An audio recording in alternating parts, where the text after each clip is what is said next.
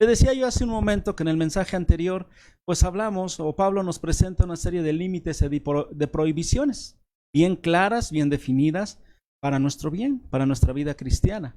En este pasaje al que estamos pasando, Corintios nos hace una serie de recomendaciones. No es lo mismo un límite, una instrucción, una prohibición a una recomendación, ¿sí? Una cosa es yo te prohíbo hacer esto, yo te limito para que no hagas esto, y otra cosa es yo te recomiendo que hagas esto o que no hagas esto. Son recomendaciones, ¿verdad? Las recomendaciones son eso, recomendaciones, no son reglas, no son límites, no son prohibiciones. ¿Por qué? ¿Por qué hago énfasis en esto? Porque algunas de las recomendaciones de las que vamos a hablar el día de hoy tienen que ver con cuestiones culturales, tienen que ver con cuestiones opcionales, no necesariamente son una regla, ¿verdad? Las recomendaciones siempre son importantes, es importante tomarlas en cuenta, pues para tener una mejor vida, para tener un mejor desarrollo como cristianos, ¿ah? Obviamente son recomendaciones. Y cuando nosotros recomendamos para tener una mejor salud física, por ejemplo, bueno, esas recomendaciones tendrán una recompensa, ¿verdad? De repente el nutriólogo nos dice, bueno, yo te recomiendo que no consumas muchas harinas, que no consumas muchos carbohidratos, ¿verdad? Te recomiendo que comas frutas, verduras, ¿verdad? Estaba escuchando hace poquito a una nutrióloga que dice, yo les digo a mis pacientes, pueden comer de todo, pero que no esté procesado, que no esté en un empaque. Porque si está en un empaque, no es lo que dice ahí, no es cereal puro, es cereal procesado, tiene muchísima azúcar. Si es una bebida, no es agua simple, tiene muchísima azúcar, tiene muchísimos colorantes, endulzantes, saborizantes, etcétera, ¿no? Pero ella hace esa recomendación. Bien, nosotros vamos a pasar a las recomendaciones que nos hace el apóstol Pablo, ¿verdad? Son recomendaciones, no son instrucciones, no son límites, no son una prohibición, no son una ordenanza. Son recomendaciones. La primera recomendación que quiero manejar el día de hoy en mi mensaje es la recomendación de la imitación o de imitación.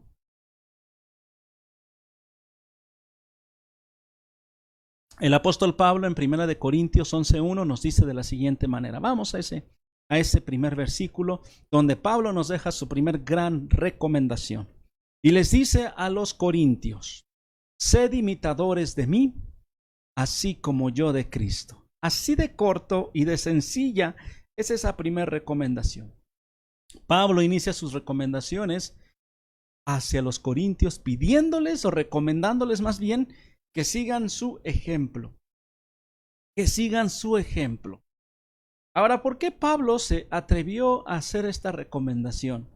Porque Pablo fue el mismo que dijo, ya no vivo yo, mas Cristo vive en mí. Y todo lo que vivo ahora lo vivo en la fe del unigénito Hijo de Dios. He dejado atrás todo lo que yo era, todo lo que yo creía, todo lo que yo poseía. A los filipenses, que más adelante lo vamos a ver con detalle, ¿verdad? Les dice, bueno, yo era fariseo de fariseos, circuncidado al 8º día, irreprensible en cuanto a la ley, etcétera, etcétera. Está una serie de aspectos acerca de su currículum, ¿verdad? Su currículum religioso, pero les dice, todo eso lo he dejado por pérdida, por seguir a Cristo. Y ahora ya no vivo yo, mas Cristo vive en mí. ¿Por qué estaba haciendo esta recomendación? Porque la vida de él estaba centrada en la vida de Cristo. En otras palabras, Pablo estaba diciéndoles, imítenme a mí, así como yo a Cristo, como yo soy imitador de Cristo. ¿Ah? A lo mejor también estaba diciéndoles en el sentido de que en esa época, pues ya nuestro Señor Jesucristo ya no estaba entre los discípulos, ¿verdad? Y entonces el apóstol Pablo se atreve a decirles, sean imitadores de mí como yo de Cristo. Recordemos también, ¿verdad?, de que pues Pablo era un imitador de Cristo y también Pablo, ¿verdad?, hablaba de no hacer discípulos de él, sino de ser discípulos de Cristo. ¿Sí? Acuérdense cuando en los primeros capítulos hablábamos acerca de los protagonismos cristianos. Pablo dice, dice, yo no los he bautizado, yo no los he hecho nada para que me anden siguiendo a mí, sigan a Cristo, ¿verdad? Pero aquí está hablando de ser imitadores, ¿verdad? Imitadores, ¿por qué? Es decir, no me sigan, no le estaba diciendo sean seguidores de mí, así como yo soy de Cristo. Dijo, sean imitadores de mí. Vivan la vida como yo la vivo en Cristo Jesús, ¿verdad? En este caso, Pablo no está haciendo la referencia a sí mismo, sino la referencia a Cristo. Él no está diciendo síganme, Él está diciendo imítenme a mí. ¿Por qué? Porque yo imito ¿a quién? Cristo. Porque yo tengo mi modelo bien claro, porque yo tengo mi manera bien clara y esa es Jesucristo. Ahora, hermano, nosotros hoy en nuestros tiempos, hoy en nuestros días, ¿podemos imitar a algún siervo? ¿Podemos imitar a algún cristiano, a algún hermano, a algún, vamos a decirlo así, algún líder cristiano? Sí, siempre y cuando ese líder cristiano se parezca a Cristo. Siempre y cuando ese líder cristiano imite a Cristo. Siempre y cuando ese líder cristiano esté en Cristo, ¿verdad? Entonces, hermano, es válido. No es válido idolatrar, no es válido seguir, no es válido ensalzar, es válido seguir a ese cristiano, imitarlo en el sentido de que él mismo imite a Cristo. Amén. Amén. Yo conozco a muchos pastores, a muchos siervos, que en sus ministerios ellos no figuran. Figura Cristo. Pero obviamente, ¿verdad? Al ver sus ministerios, pues obviamente de repente les vemos a ellos. ¿Qué hacen? ¿Cómo lo hacen? ¿Cómo hablan? ¿Cómo se dirigen a la gente? ¿Cómo centran, ¿verdad? ¿Cuál es el centro de atención de su mensaje? Si el centro de atención de su mensaje es Cristo, imítalo pues. ¿Sí? Pero si no, no lo imites. Ahora hay algo bien interesante con el que quiero cerrar este punto. Ninguno de los discípulos se atrevió a decir esto que dijo Pablo. Sed imitadores de mí, así como yo de Cristo, ¿verdad? En el entendido, ¿verdad? De que pues Pablo tomó esta determinación, tomó vamos a decirlo así, esta osadía, pero sabiendo que su vida estaba escondida perfectamente en Cristo. Sabiendo que él era un seguidor de Cristo, seguidor de todo su corazón, que ya él había perdido su esencia como persona, que él ya había perdido su estilo, su carácter, su temperamento, y ya estaba impregnado del temperamento de Cristo, del carácter de Cristo.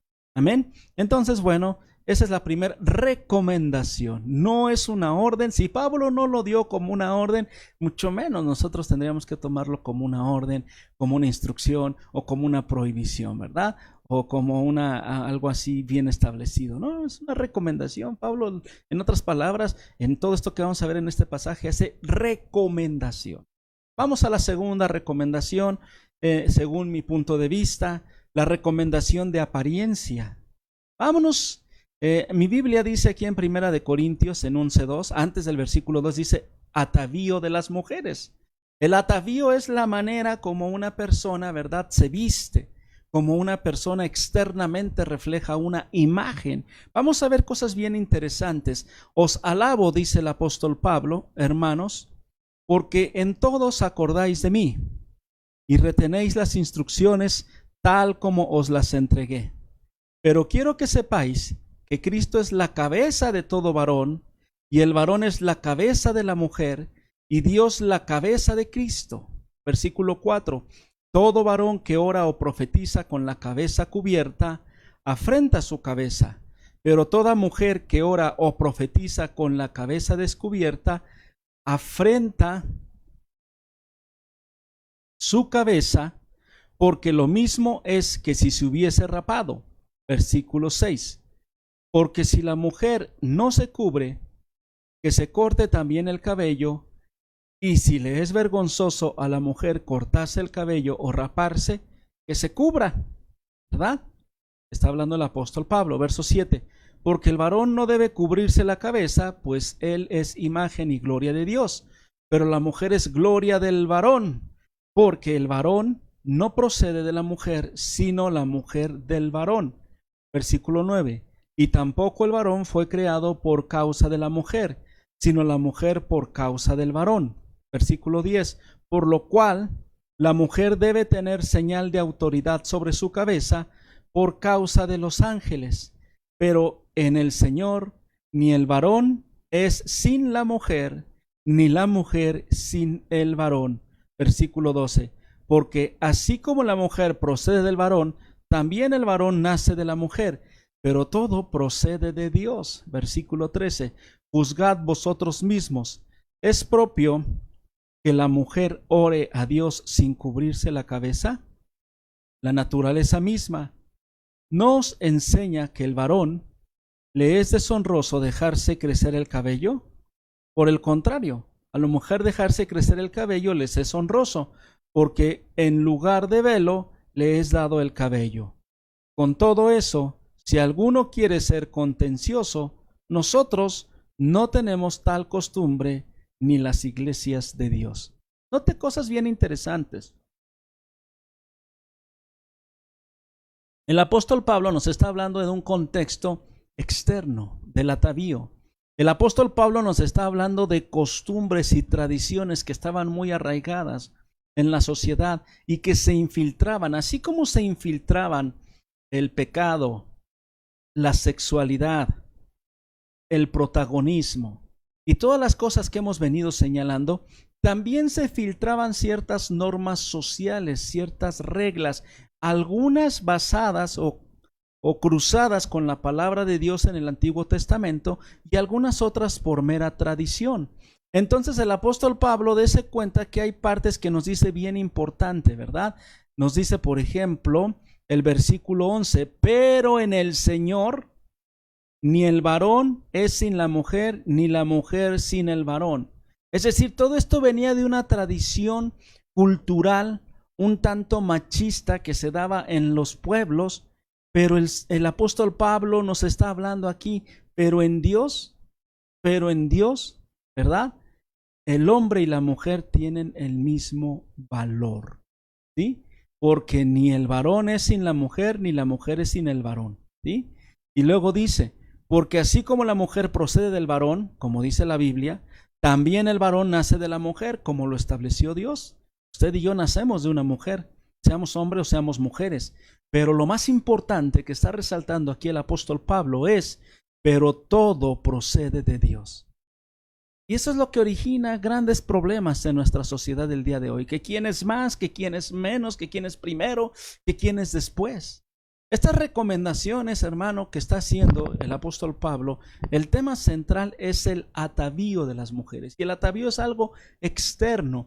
Debemos de recordar que un problema en particular en las reuniones cristianas, que eran las eclesias, las reuniones eclesiásticas, tenía su contrapartida secular en los organismos que gobernaban en la ciudad y en las asambleas paganas. Y entonces en las asambleas cristianas se filtraban muchas costumbres, muchas tradiciones, muchas normas y muchas reglas de las tradiciones paganas, ¿sí?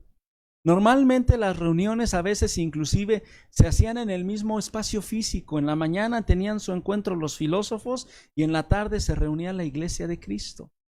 Acuérdese también en las sinagogas se tenía su reunión judía e inclusive muchas sinagogas tenían la reunión de los cristianos también. Entonces, hermano, eran situaciones de que esas cosas se filtraban y se hacía una mezcolanza y eso generaba ciertos conflictos.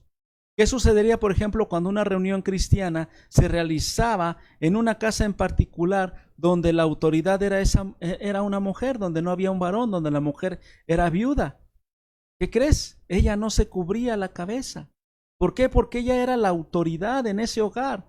Entonces estas son cuestiones externas que tenían que ver con la autoridad o el mando que había en esa reunión o en esa asamblea, ¿sí? Pero los corintios hacían de esto un punto de controversia, ¿verdad? Que no, que si las mujeres tenían que siempre estar bajo ese estigma, que si las mujeres tenían que estar sometidas, ¿verdad? Aquí el apóstol Pablo nos está diciendo, en el Señor todos somos creación de Él. Ni el hombre es en la mujer, ni la mujer es sin el hombre. Ahora, si hay una especie de jerarquía que se establece, el mismo apóstol Pablo en Efesios 5, 22, 23 nos está hablando acerca de la jerarquía que había en el hogar, pero una jerarquía, hermano, un liderazgo de servicio, no un liderazgo de control, o no un liderazgo de tiranía o de dictadura. No, hermano. Decía el apóstol Pablo y lo repite en Efesios, Cristo es cabeza del hombre y el hombre es cabeza de la mujer, ¿sí?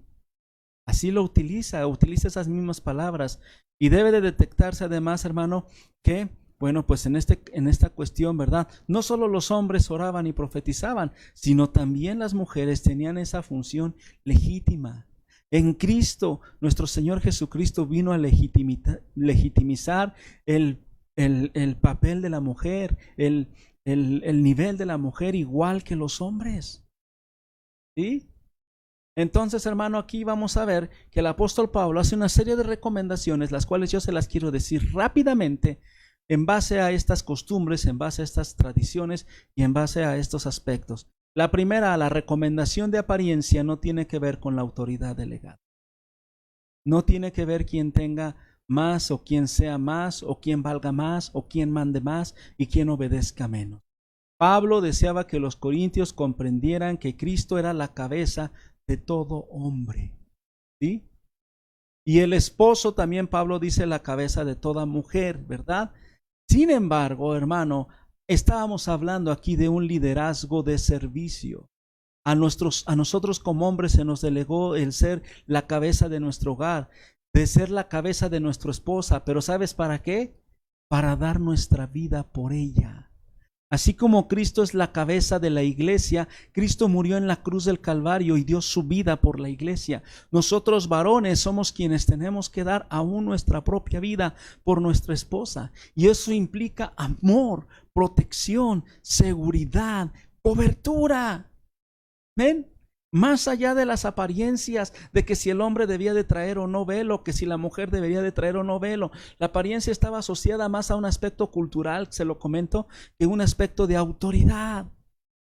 En toda organización, hermano, debe de haber un orden, debe de haber una autoridad. Usted va al ejército y en el ejército hay quien tiene una autoridad, una insignia de mando, ¿verdad? ¿Por qué? Porque él es el responsable de las personas que están ahí, ¿verdad? Si usted va a una empresa, lo primero que ve es un organigrama y en el organigrama ve las personas que están como responsables de esa organización y de cada una de las áreas. ¿Para qué? Para potencializar el trabajo de todos. En el caso de la iglesia, la autoridad del varón como cristiano, como sacerdote, es para ministrar a su familia, llevarlas a los pies de Cristo, para amar a sus esposas, para protegerlas y dar la vida misma por ellas. Amén. Esta es la primera recomendación que da Pablo. La apariencia no tiene nada que ver con autoridad. Número 2, el rito de cubrirse la cabeza. Ahí le va. Era la costumbre pagana de los sacerdotes paganos de un culto que habían salido de la élite de la sociedad distinguirse de los demás. En el momento en que estaban orando y presentando sacrificios y lo hacían con sus cabezas cubiertas. ¿Para qué? Para que los identificaran. Hoy, hermano, hoy en día, en nuestros días, las sociedades religiosas también usan vestimentas tanto de lo más extraño y extravagante. ¿Para qué? Para hacerse resaltar de los demás. Inclusive en las áreas académicas, cuando una persona se va a graduar, ¿verdad?, de doctorado, de algún estudio, le ponen unas túnicas y les ponen unas cosas. ¿Para qué? Para mostrarles que tienen cierta autoridad o cierto conocimiento. De ahí viene. Y el apóstol Pablo está diciendo: el cubrirse o descubrirse la cabeza no vale, lo que vale más es tu corazón hacia con Cristo. Entonces, ¿qué pasó? Pues una minoría de cristianos que pertenecían a esta casta social privilegiada querían ser reconocidos cuando estaban orando, cuando estaban profetizando. Allá está el profeta, allá está el rabí, allá está. ¿A quién se parecía? Pues a los fariseos. Acuérdense lo que nos dijo el Señor Jesucristo acerca del publicano y el fariseo que estaban orando, ¿verdad? ¿Sí o no? Uno quería llamar la atención, uno quería que lo reconociera. Les decía el Señor Jesús a los fariseos: oran en las esquinas, oran ahí donde quieren ser vistos de los hombres para recibir el reconocimiento de los hombres. ¿Sí?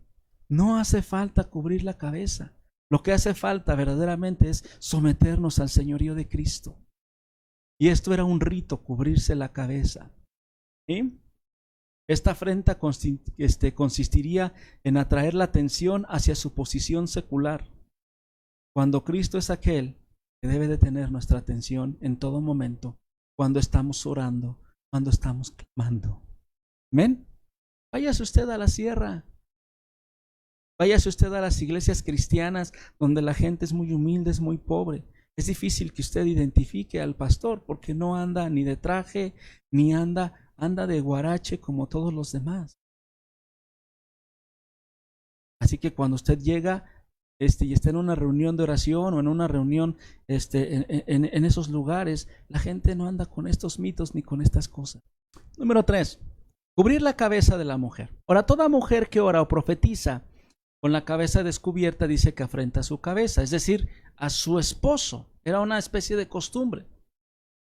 ¿Sí? La ley romana que se aplicaba en la colonia y en Corinto establecía que una mujer que afrentaba a su esposo cometiendo adulterio debía de raparse la cabeza. Y de ahí venía esa costumbre. Si una mujer traía su cabeza, su cabello largo, es que era una mujer íntegra, una mujer que no había faltado. Y la costumbre entre los romanos era que si una mujer había cometido adulterio, le rapaban la cabeza para señalar. La misma ley mosaica también, ¿verdad? Hablaba acerca de apedrear. Pero ¿qué dijo Jesús cuando querían apedrear a esa mujer? El que esté libre de pecado, que arroje la primera. Jesús vino a cambiar ese estigma, esa condenación. Y de ahí es donde venía mucho este aspecto. Si una esposa no se cubría la cabeza, considerabas por implicación que se reconocía o que se negaba a reconocer la relación con su esposo, es decir, su estado civil. Lo curioso es que en los hogares donde se hacía una reunión y no existía o ya no estaba el esposo, la mujer era la que tenía la autoridad sobre esa casa. ¿Sí? Y entonces el cubrir la cabeza no tenía que ver, hermano, con valer más o con valer menos, sino con estar sujeto a una. Ahora también el hombre cubrir la cabeza no era costumbre que el hombre se cubriera la cabeza. El hombre estaba exento de cubrirse la cabeza desde el punto de vista romano, pero también desde el punto de vista judío, desde el punto de vista del Antiguo Testamento. ¿Por qué? Pablo lo refiere, porque el hombre, pero más abajo dice, tanto el hombre como la mujer somos creación de Dios, fuimos creados a la imagen de Dios. Vamos a Génesis 1:27, donde nos dice, y creó Dios al hombre a su imagen, a imagen de Dios lo creó, varón y hembra los creó. ¿Sí? Y en el Antiguo Testamento también nos habla que la esposa es gloria de su esposo. Vamos a Proverbios 12:4, donde la Biblia nos dice, la mujer virtuosa es corona de su marido, mas la mala como carcoma en sus huesos. ¿Sí? Entonces era una honra, era un honor la mujer hacia su esposo, ¿verdad? ¿Sí o no? Pero también ese mismo libro de Proverbios habla que el esposo y sus hijos, mujer virtuosa. Entonces, hermano, en Cristo y en la palabra de Dios no hay acepción de persona. El hombre no se cubría la cabeza pues por estas situaciones, por esta razón y también por causa de los ángeles. ¿Por qué?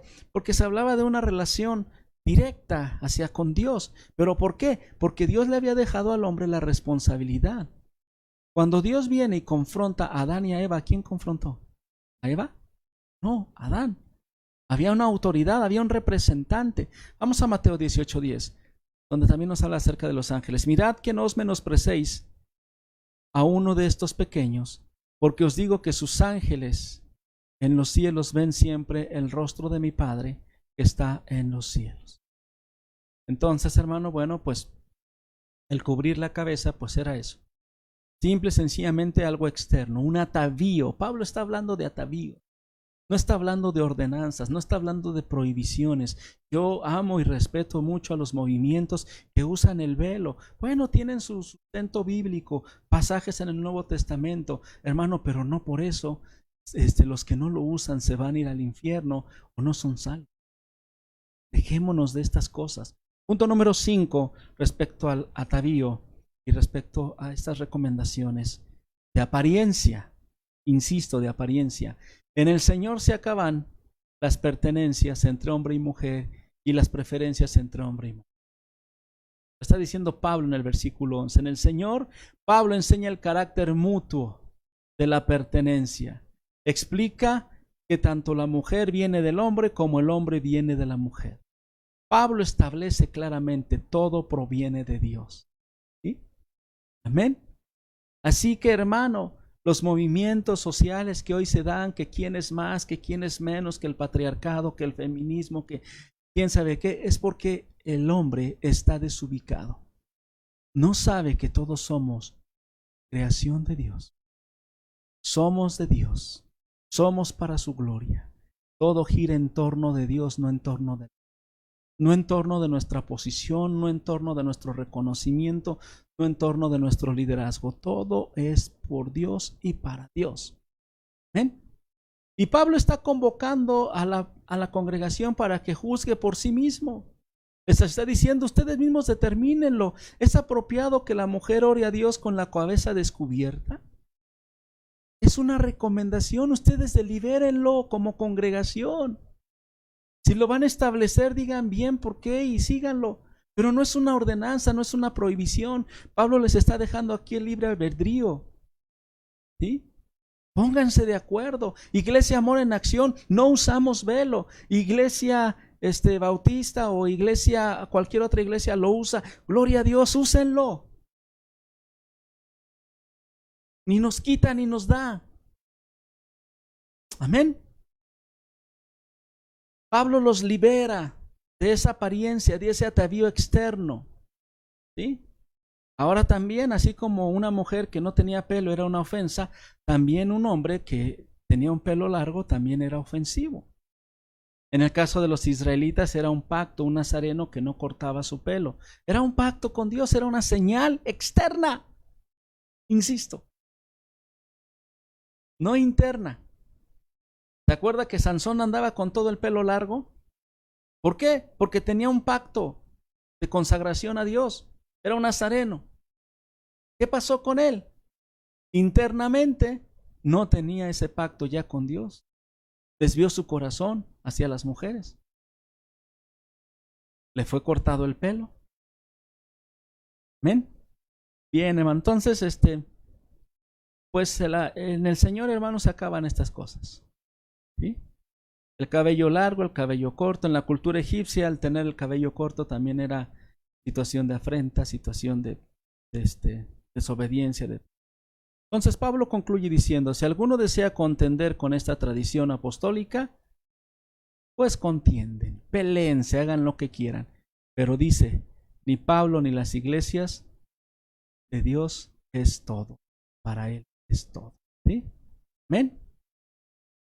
Número 3, hermano. Entonces estas son recomendaciones respecto al atavío externo. Amén.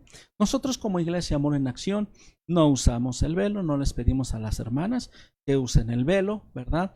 Tampoco les prohibimos, ¿verdad?, que usen pantalón o que no usen pantalón o etcétera, ¿no? Todas esas cuestiones son meramente cultura. ¿Sí? En la Biblia habla acerca algunos pasajes específicos de algunos puntos que podemos nosotros pues debatir si usted quiere, ¿verdad? Pero eso no nos quita ni nos da la salvación. ¿Ven? Vámonos al punto número 3. Recomendación de convivencia entre los hermanos. Este es un aspecto bien bonito, bien interesante, y yo quisiera que lo reflexionáramos. Vámonos a 1 Corintios 11:17.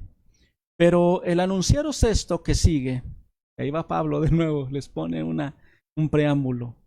No os alabo, porque no os congregáis para lo mejor, sino para lo peor. Pues en primer lugar, cuando os reunís como iglesia, oigo que hay entre vosotros divisiones, y en parte lo creo, porque es preciso que entre vosotros haya disensiones, para que se hagan manifiestos entre vosotros los que son aprobados, que son salvos, los que son verdaderamente cristianos. Cuando pues os reunís vosotros, esto no es comer la cena del Señor, porque al comer cada uno se adelanta a tomar su propia cena, y uno tiene hambre y otro se embriaga. Pues ¿qué? ¿No tenéis casas en que comáis y bebéis? ¿O menospreciáis la iglesia de Dios y avergonzáis a los que no tienen nada? ¿Qué os diré? ¿Os alabaré? En esto no os alabo. Nosotros vivimos, hermano, en una sociedad fuertemente racista y clasista.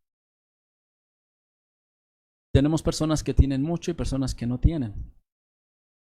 En Corinto, como lo hemos venido platicando, pues había una alta sociedad. La alta sociedad griega se fue a vivir a Corinto. Y junto con ellos llevaban todas sus tradiciones de convivencia. Había una marcada separación entre quien tenía y en quien no tenía.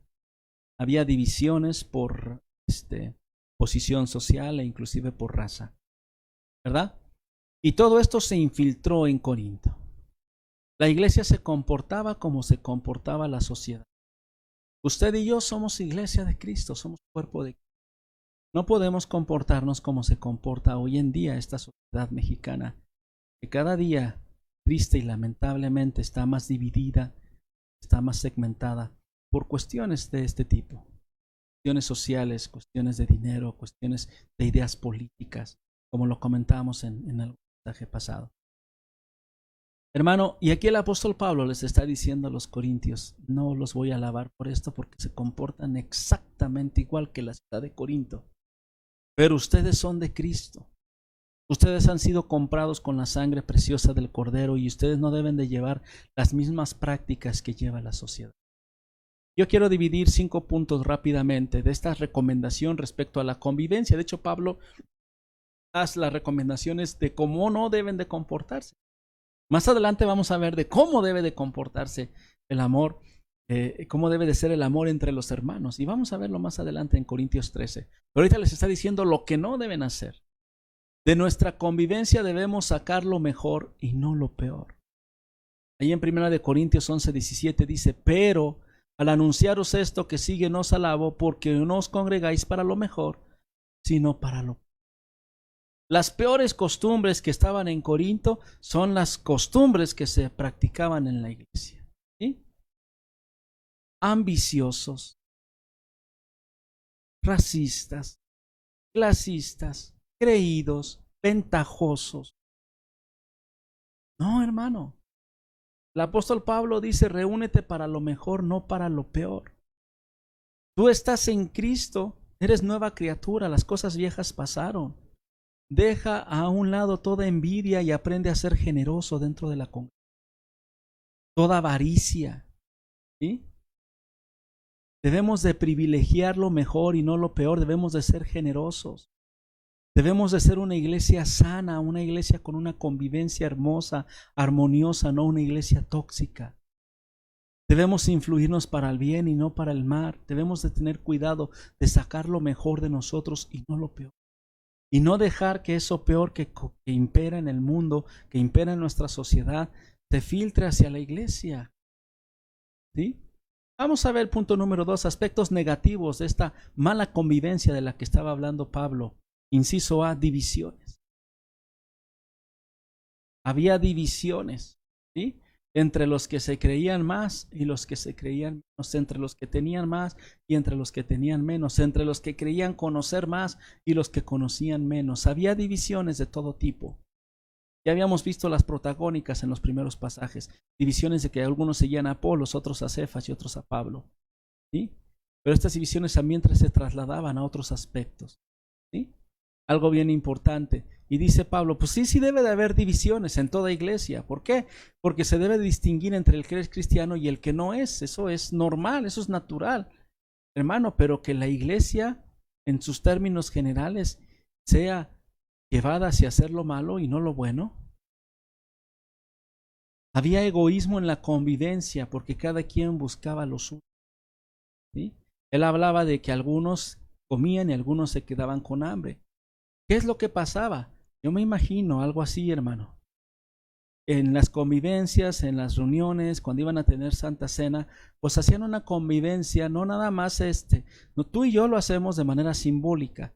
Un pedazo de pan, un pedazo de galleta, un vasito de jugo, no tomamos vino, es jugo. Que toman vino, pues allá ellos. No es cierto, hermano. Pero lo hacemos de manera simbólica, pero también tenemos convivencia en las que comemos todos y comemos de manera formal. Y eso era muy característico en Amor en Acción, ¿no? Que estábamos buscando nosotros las fotografías para hacer algún video, algo, siempre encontramos que estamos comiendo.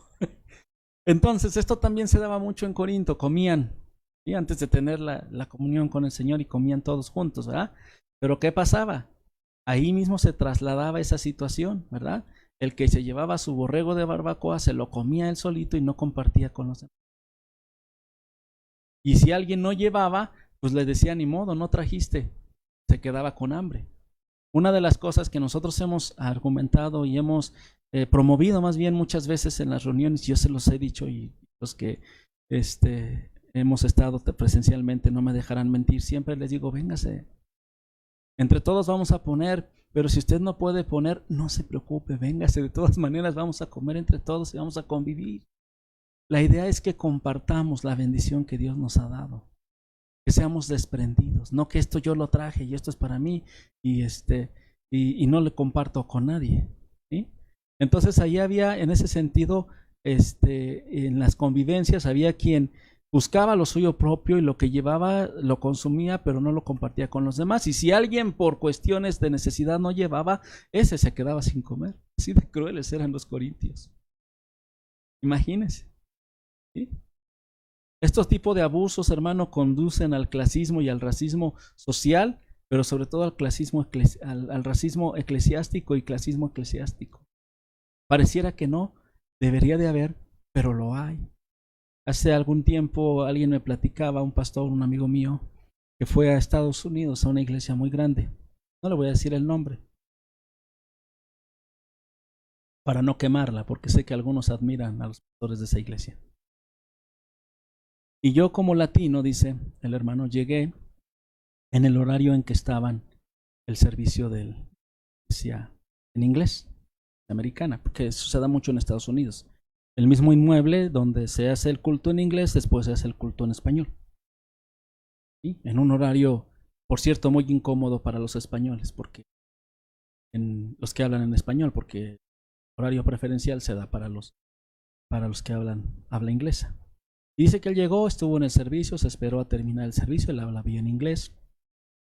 Y observó que es una iglesia, mega iglesia, ¿no? Donde hay gimnasio y todo, imagínense. Entonces fue al gimnasio a preguntar a qué hora era el servicio en español, que le interesaba estar en el servicio en español.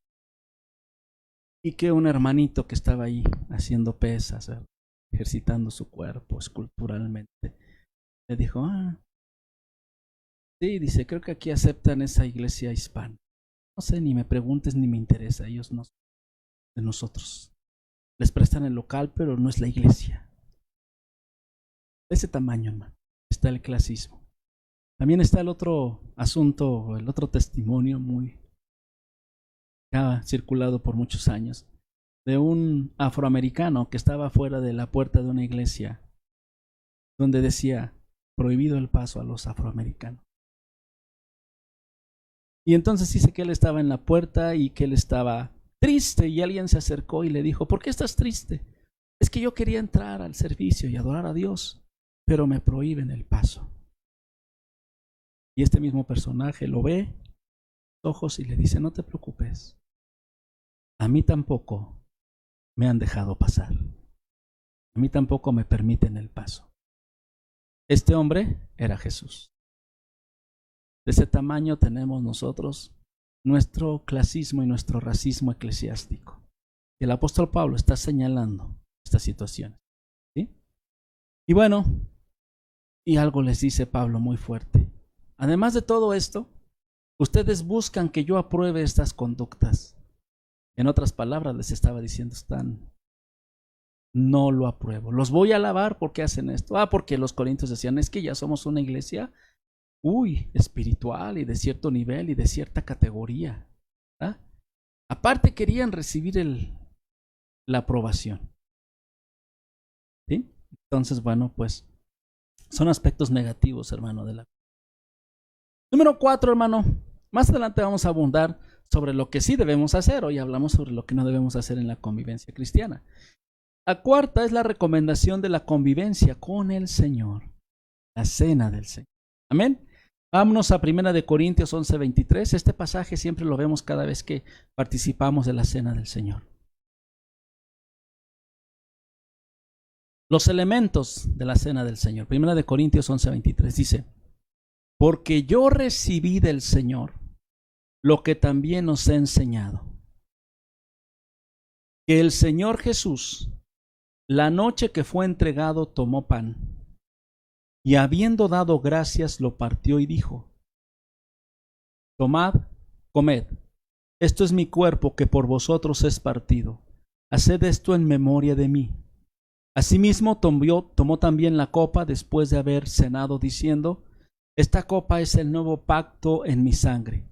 Haced esto todas las veces que bebiereis, en memoria de mí.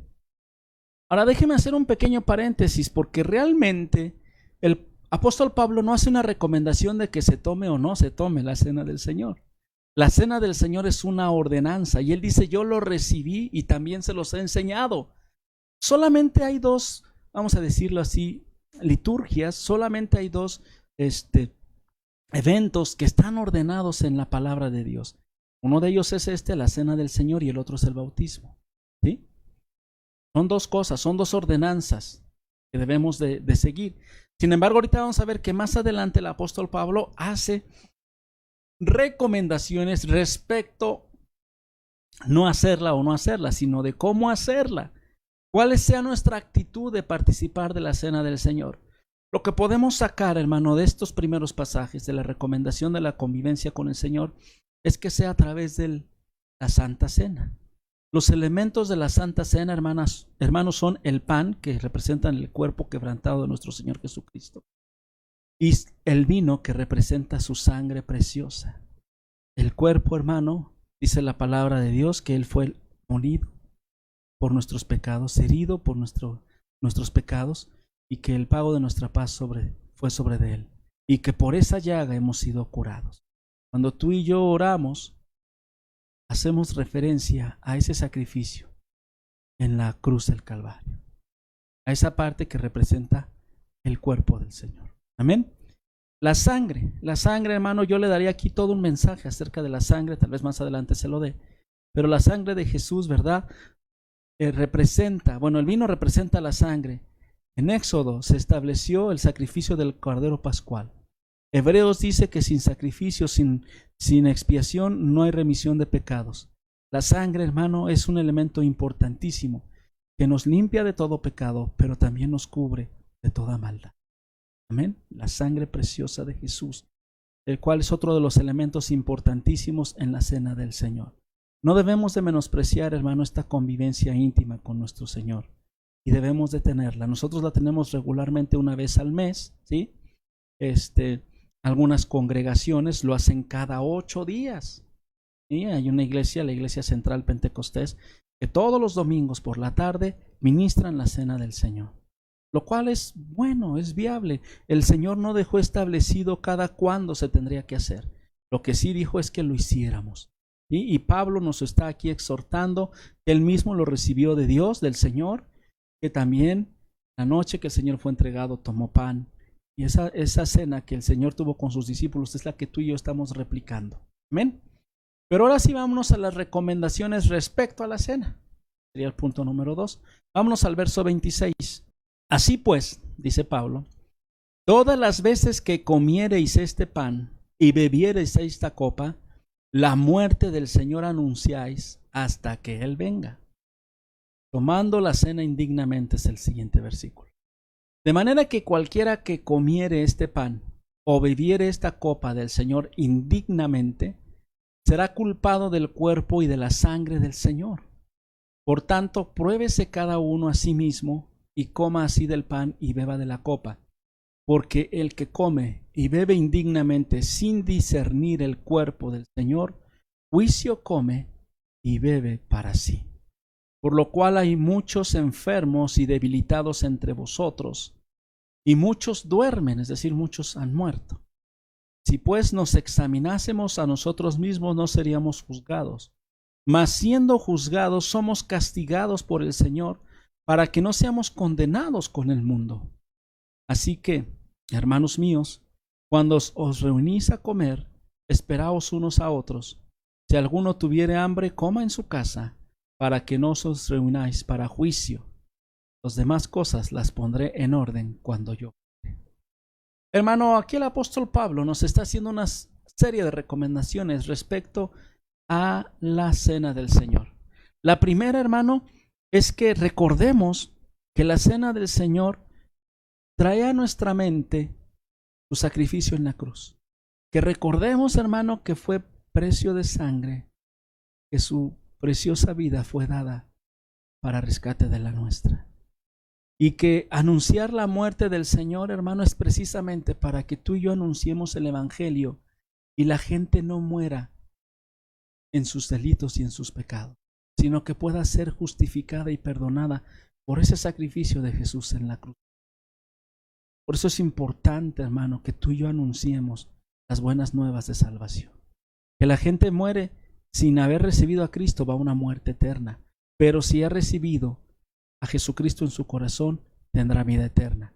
Es importante, hermano, son dos aspectos importantes que siempre debemos recordar cuando participamos de la mesa del Señor. Uno, que anunciemos su muerte, y dos, lo que representa su muerte, que fue la salvación de nuestros pecados. Precio de nuestra paz fue sobre de él. Amén. Y también a veces aprovechamos para recordar que por su llaga hemos sido sanados. Número 2.